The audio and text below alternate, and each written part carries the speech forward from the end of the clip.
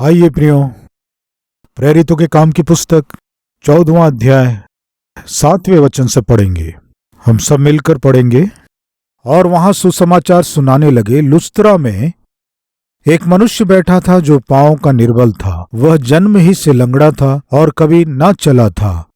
वह पौलुस को बातें करते सुन रहा था। पौलुस ने उसकी ओर टकटकी लगाकर देखा कि उसे चंगा हो जाने का विश्वास है, और ऊंचे शब्द से कहा, अपने पांवों के बल सीधा खड़ा हो। तब वह उछल कर चलने फिरने लगा।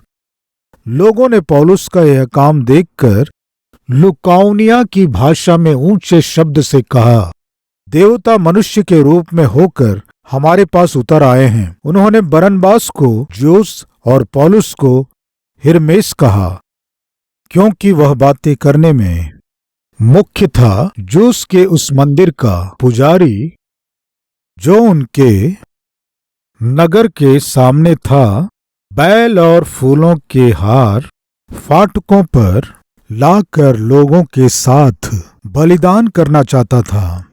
परंतु बरनबास और पौलुस जब यह सुना तो अपने कपड़े फाड़े और भीड़ में लपके और पुकार कर कहने लगे, हे लोगों, तुम क्या कहते हो? हम भी तो तुम्हारे समान दुख सुख भोगी मनुष्य हैं, और तुम्हें सुसमाचार सुनाते हैं कि तुम इन व्यर्थ वस्तुओं से अलग होकर जीवते परमेश्वर की ओर फिरो, जिसने स्वर्ग और पृथ्वी और समुद्र और जो कुछ उनमें है बनाया। प्रिय पौलुस और बरनबास परमेश्वर के सेवा को और सुसमाचार को लेकर लुस्त्रा नामक नगर को गए। लुस्त्रा नामक नगर में सुसमाचार सुनाने के कारण यीशु मसीह के नाम से एक लंगड़े व्यक्ति को चंगा करने से, इन वचनों में जैसा लिखा गया है, पौलुस को वहां के लोगों ने भयानक रूप से मारा, पथराव किया, उसे मरा जानकर। आइए देखें प्रेरितों के काम 14 अध्याय 19 वचन से। मरा समझकर उसे नगर के बाहर घसीट ले गए। लुस्त्रा नामक नगर में पौलुस एक कड़वे अनुभव में से गुजरा। सुसमाचार प्रचार करना सोचकर यीशु मसीह सबके लिए अपना प्राण दिया है।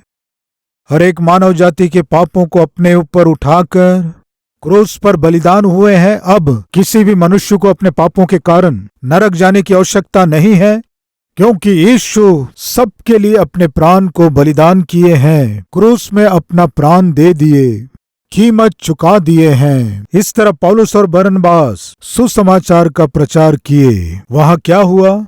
लुस्त्रा में सुसमाचार सुनाते हुए वे जो आश्चर्य कार्य किए, उसके कारण 14 अध्याय के पहले वचन में देखने से मालूम चलेगा। इकोनियम में ऐसा हुआ कि वे यहूदियों के आराधनालय में साथ साथ गए और इस प्रकार बातें की कि यहूदियों और यूनानियों में से बहुतों ने विश्वास किया, परंतु विश्वास न करने वाले यहूदियों ने अन्य जातियों के मन भाइयों के विरोध में उकसाए और कटुता उत्पन्न कर दी। वे बहुत दिन तक वहां रहे और प्रभु के भरोसे पर हिवाव से बातें करते थे, और वह उनके हाथों से चिन्ह और अद्भुत काम करवाकर अपने अनुग्रह के वचन पर गवाही देता था। परंतु नगर के लोगों में फूट पड़ गई थी।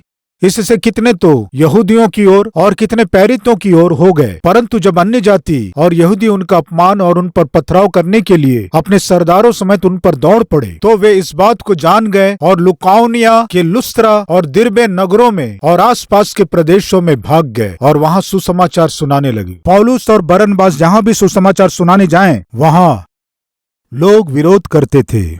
जहां भी वे वचन का प्रचार करते थे, वहां रहने वाले यहूदी लोग ये कुछ अलग प्रचार कर रहे हैं। जो परमेश्वर नहीं है उस व्यक्ति को परमेश्वर है कह के प्रचार कर रहे हैं। इस तरह गलत सोचकर पौलुस को और बरनबास को उस प्रांत से भगाने की कोशिश किए। अपनी जान बचाकर पौलुस और बरनबास लुस्त्रा नामक शहर में आ गए, सुसमाचार प्रचार किए, और उतना ही नहीं, परमेश्वर के सामर्थ से एक जो जन्म से ही लंगड़ा था उस व्यक्ति को, जो बिल्कुल चल नहीं पाता था, उसे परमेश्वर की सामर्थ से चंगा किए। इस तरह चंगा करने के बाद वहां के लोग किस तरह पौलुस को बरनबास को कंधे में उठाए हम देखे। लेकिन क्या हुआ था? इकोनियम नामक प्रांत से यहूदी अधिकारी फिर से आ गए, आकर कहने लगे, तुम्हें हम वहां से भगा दिए थे, तुम यहां आ गए, अब तुम्हें जीने का अधिकार नहीं है। ये कहकर अन्याय से पौलुस और बरनबास पर पथराव करके मारने की कोशिश किए। मैं क्या कहना चाहता हूं कि उस दिन पौलुस और बरनबास जब लुस्त्रा प्रांत में आए, हम इस प्रांत में आकर क्या हासिल किए? मार खाने के अलावा हम पर पथराव किया गया। बहुत ही कड़वे अनुभव को, बहुत ही कड़वे यादों को हम यहाँ पाए। प्रिय, लुस्त्रा और दिरबे ये दोनों शहर आसपास ही हैं। आप जब भी बाइबल में इन नगरों का नाम देखें तो ये आसपास दोनों के नाम होते हैं। आज हमारे बीच कोई है क्या? हमारे जीवन में हम परिश्रम कर रहे हैं, हम मेहनत कर रहे हैं, मेहनत से पढ़ रहे हैं, परिश्रम से नौकरी कर रहे हैं, मेहनत से व्यापार कर रहे हैं, मेहनत से लागत लगा रहे हैं, मेहनत से कृषि का काम कर रहे हैं, मेहनत से कमा रहे हैं, लेकिन पता नहीं क्यों, लेकिन हम अपने परिश्रम का प्रतिफल देख नहीं पा रहे हैं। आशीष मिलेगा सोचे, उन्नति होगी हम सोचे, लाभ मिलेगा हम सोचे, लेकिन अंत में देखने से केवल कड़वा अनुभव हमें मिला। आज हमारा जीवन कड़वे अनुभवों में से गुजर रहा है। मैंने सोचा कुछ और मुझे मिला कुछ। मैंने प्रार्थना किसी के लिए किया, लेकिन पाया कुछ और। मेरे जीवन में केवल कड़वे अनुभव ही यादों के रूप में रह गए। ऐसी स्थिति में आप में से कोई गुजर रहे हैं क्या? तो फिर आज ये संदेश निश्चित रूप से आपके लिए है। प्रियो, सेवा के प्रारंभ में मैं इंग्लैंड देश गया था। प्रभु मुझे वहां ले गए। मैंने सोचा, इंग्लैंड देश में जाने के बाद मैं जो सेवा कर रहा हूं, जो परिश्रम कर रहा हूं, इसके लिए कोई सहायता करेगा सोचकर, सेवाकाई के लिए कोई मदद करेगा ये सोचकर मैं वहां जाकर बड़ी आशा से इंतजार किया। वहां एक दिन मैं एक चर्च में गया।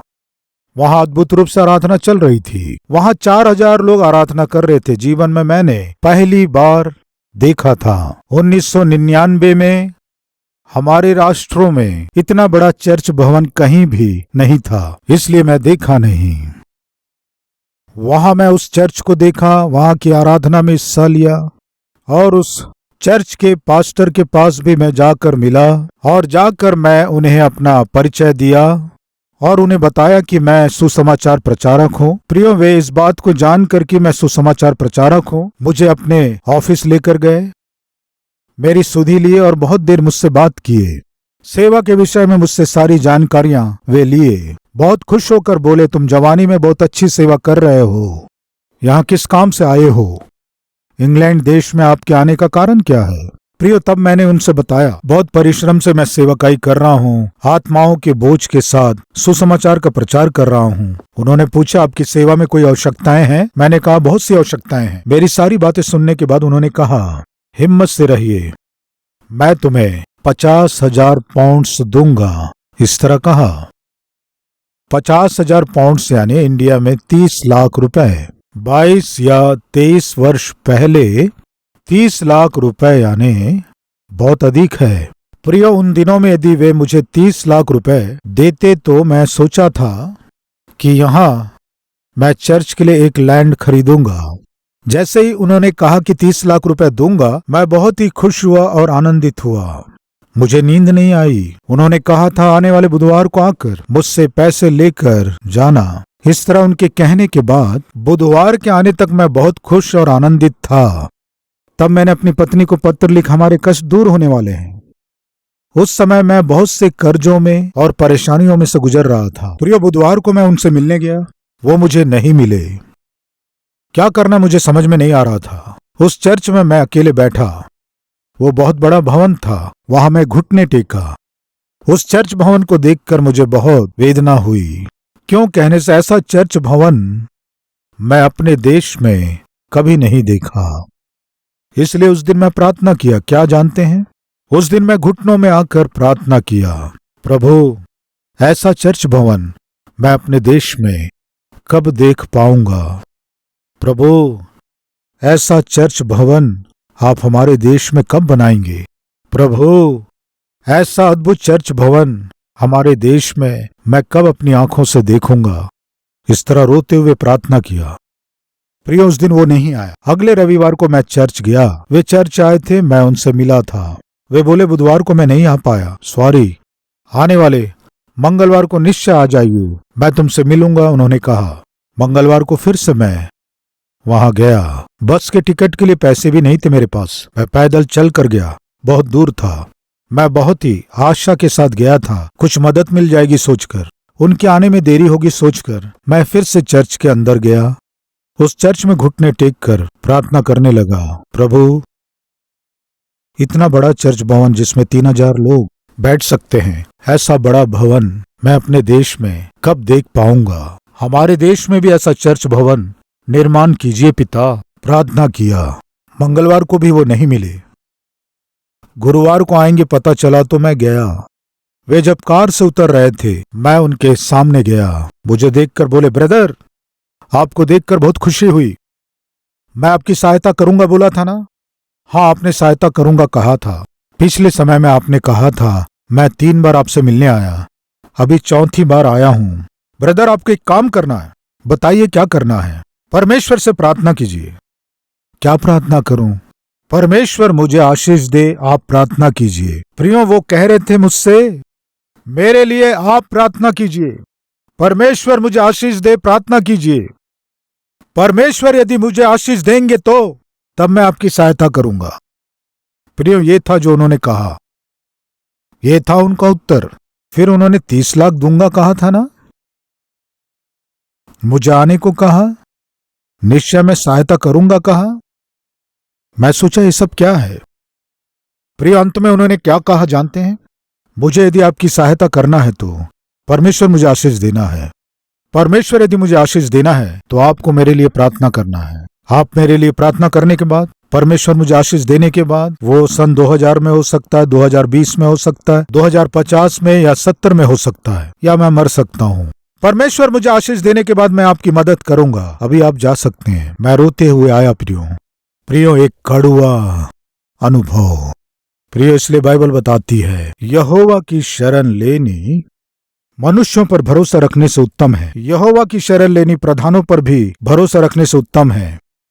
आज हमारे बीच कोई है क्या? बहुत आशा किए, कोई सहायता करेगा आशा किए, कोई मदद करेंगे आशा किए, कोई कर्ज देगा आशा किए, कोई आपकी सिफारिश करेंगे आशा किए, कोई नौकरी दिलाएंगे आशा किए, कोई पढ़ाई का खर्च उठाएंगे आशा किए, कोई आपके लड़के और लड़की के लिए रिश्ता लेकर आएंगे आशा किए, कोई लोन दिलाएंगे आप आशा किए, कोई विदेश आपको भिजवाएंगे आशा किए। क्या है जीवन में आपने जो आशा किए हैं? आशा के बदले जो निराशा आपको मिली है वो क्या है?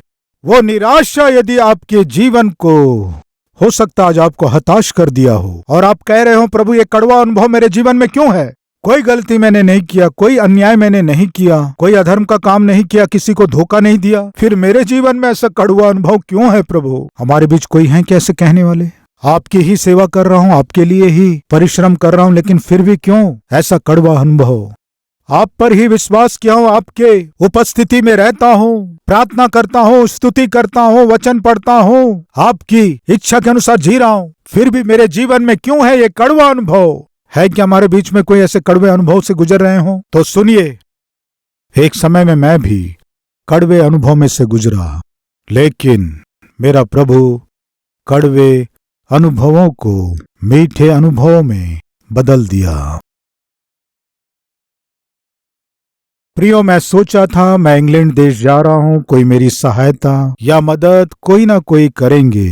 कृपया ध्यान दीजिए, परमेश्वर मुझे इंग्लैंड देश इसलिए नहीं ले गए कि आर्थिक रूप से मेरी सहायता करे, तो फिर एक प्रार्थना करने के लिए। क्या थी वो प्रार्थना? प्रभु ऐसा चर्च भवन हमारे देश में कब बनेगा, कब मैं देखूंगा? उस दिन मेरी की गई प्रार्थना परमेश्वर सुने, इसलिए आज इतने बड़े चर्च भवन को परमेश्वर हमें प्रदान किया। उस मंदिर में मैं एक दूसरे कारण से गया था, लेकिन उस चर्च में जो मैंने प्रार्थना किया वो दूसरा था। प्रियो यदि वो सहायता करता 30 लाख रुपए मिलते, लेकिन इतना बड़ा चर्च भवन मैं नहीं देख पाता।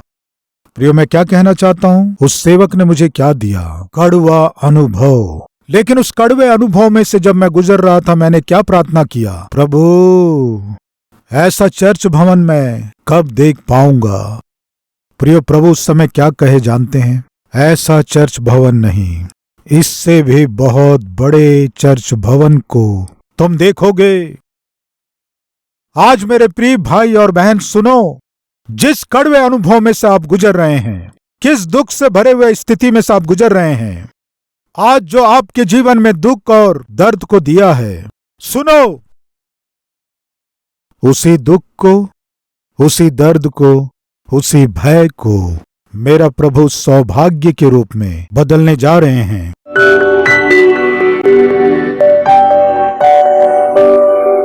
महान पवित्र प्रेमी दयालु परमेश्वर पिता बहुत ही उत्तम संदेश के द्वारा आप हमसे बात की, इसलिए आपको धन्यवाद स्तुति अर्पित करते हैं। जान को खतरे में डालकर जब पौलुस सेवा कर रहे थे, पिता, जब उनकी सेवाकाई में कड़वे अनुभव सामने आए, पिता, उन कड़वे अनुभवों को मीठे अनुभवों के रूप में आप बदल दिए। पिता, जब हम भी अपने जीवन में कड़वे अनुभव में से गुजरते हैं, पिता, आज इस संदेश के द्वारा आप हमें हिम्मत दिए, धैर्य दिए।